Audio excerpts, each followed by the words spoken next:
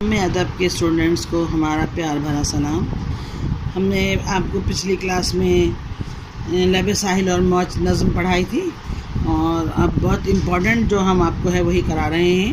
اب ہم مثنوی پڑھائیں گے آپ کو، آوارہ ہونا گل بقاولی کا تاج الملک گلچی کی تلاش میں، پیج نمبر 27، نظم والے حصے کا ادبی سپارے، ہماری کتاب ہماری ادبی سپارے کا، اس کے مؤلف ہیں خلیل الرب، اور اس کا نظم والا پارٹ کھولیں گے آپ مثنوی والا، دیا شنکر نسیم کی مثنوی کا۔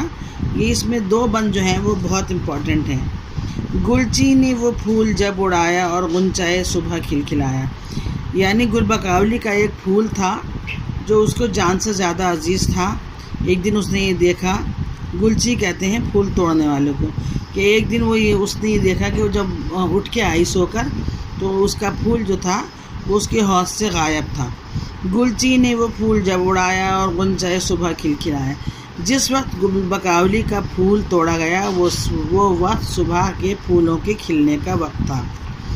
وہ سبزۂ باغ خواب آرام، یعنی وہ گل بقاولی گل اندام، وہ سبزۂ باغ ہرا بھرا باغ اور خواب آرام، یعنی ہر چیز جو تھی سحر کا وقت ہونے کو تھا، رات گزر رہی تھی، ہر چیز خواب میں خرگوش کے مزے لے رہی تھی، سو رہی تھی، اور گل بقاولی گل اندام پھولوں کی طرح نازک شہزادی بھی سوئی ہوئی تھی۔ جاگی مرغ سحر کے گل سے، اٹھی نکھت سی فرش گل سے، وہ شہزادی پھولوں کے فرش سے اٹھی، جب مرغ کی بانگ یا اس کی آواز سنائی دی تو وہ اٹھی، منہ دھونے جو آنکھ ملتی آئی، پرآب وہ چشمے حوض پائی۔ جب وہ منہ دھونے اس حوض پر آئی تو پرآب اس کو ایسا محسوس ہوا کہ پوری حوض جو ہے وہ رو رہی ہے۔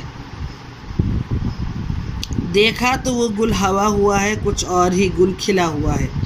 جب اس نے غور سے دیکھا تو اس کا جو پیارا پھول تھا وہ حوض سے غائب تھا، اور وہاں تو کچھ اور ہی گل کھلا ہوا ہے، کچھ اور ہی گل کھلا ہوا ہے۔ دیکھیں یہ زبان کی خوبصورتی میں آپ لکھ سکتے ہیں کہ ایک محاورہ استعمال ہوا ہے۔ یہ اتنا جو ہے وہ پیراگراف آپ کے امپورٹنٹ میں دیا ہوا ہے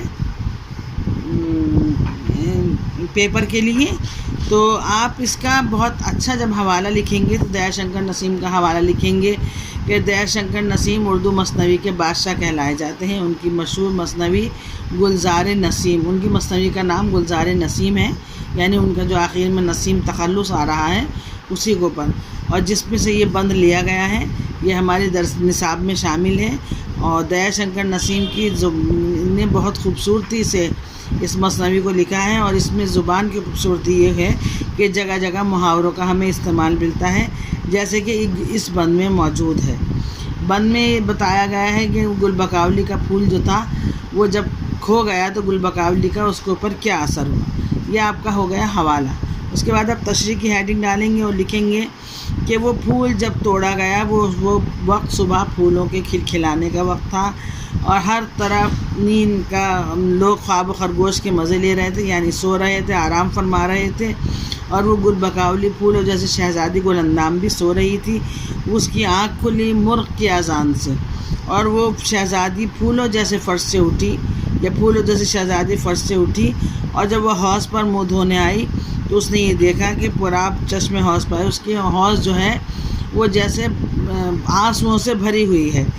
اس نے دیکھا غور سے کہ یہ کیا ماجرا ہے، تو وہاں اس کا پھول موجود نہیں تھا، اور وہاں تو کچھ اور ہی گل کھلا ہوا تھا، یعنی کچھ اور ہی چکر چل رہا تھا، اس کا پھول کوئی توڑ کر لے گیا تھا۔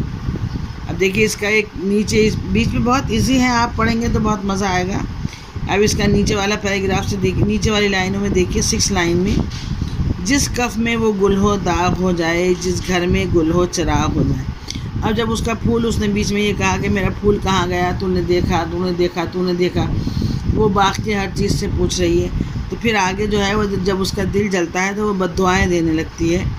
جس کف یعنی ہاتھ، جس ہاتھ میں میرا پھول گیا ہو، اللہ کرے وہ ہاتھ جل جائے۔ جس گھر میں وہ گل ہو چراغ ہو جائے، اللہ کرے جس گھر میں میرا پھول گیا ہو وہ جل کے خاک ہو جائے۔ بولی وہ بقاولی کے افسوس، غفلت میں یہ پڑی میں پھول پر اوس، اپنے آپ پہ افسوس کرتے ہوئے بولی کہ ہائے میں اپنے پھول کی طرف سے اتنی بے خبر کیسے ہو گئی، میری بے خبری سے یہ اوس پڑ گئی کہ میرا پھول چوری ہو گیا۔ آنکھوں سے عزیز گل میرا تھا، پتلی وہی چشم حوض کا تھا. اور وہ پھول تو مجھے اپنی آنکھوں سے زیادہ عزیز تھا، اور پوری حوض کے لیے وہ ایک آنکھ کی حیثیت رکھتا تھا. یعنی پوری حوض کی خوبصورتی اسی پھول سے تھی. نام اس کا صبا نہ لیتی تھی میں، اس گل کو ہوا نہ دیتی تھی. اے ہوا میں تو تجھ سے بھی اس کا ذکر نہ کرتی تھی. صبا یعنی ہوا. اے ہوا میں تو تجھ سے بھی اس کا ذکر نہ کرتی تھی، میں تو کسی کو بتاتی ہی نہیں تھی. پھر میرے پھول کے بارے میں کیسے پتہ چلا اور کون اسے چرا کر لے گیا. یہ 2 اسٹینزا جو ہیں وہ بہت امپورٹنٹ آپ کے لیے ہوئے ہیں. اس میں اچھے سے تیار کر لیجیے اس کو. جیسے حوالہ ہم نے بتایا ہے، بہت اچھا سا حوالہ لکھیں گے. اس میں یہ بتائیں گے کہ پھول توڑنے پر گل بقاولی کا کیا حال ہوتا ہے، اور اس میں یہ بتائیں گے کہ جب اس کا پھول نہیں ملتا ہے تو پھر وہ اپنے دل سے کیسے اس کی بد دعا نکلتی ہے اور وہ کیسے بد دعا دیتی ہے. دیا شنکر نسیم کی اچھی سی مثنوی سوانح حیات ادبی خدمات اس طرح تیار کیجیے کہ ان کی مثنوی کا اس کے بارے میں ذکر آ جائے.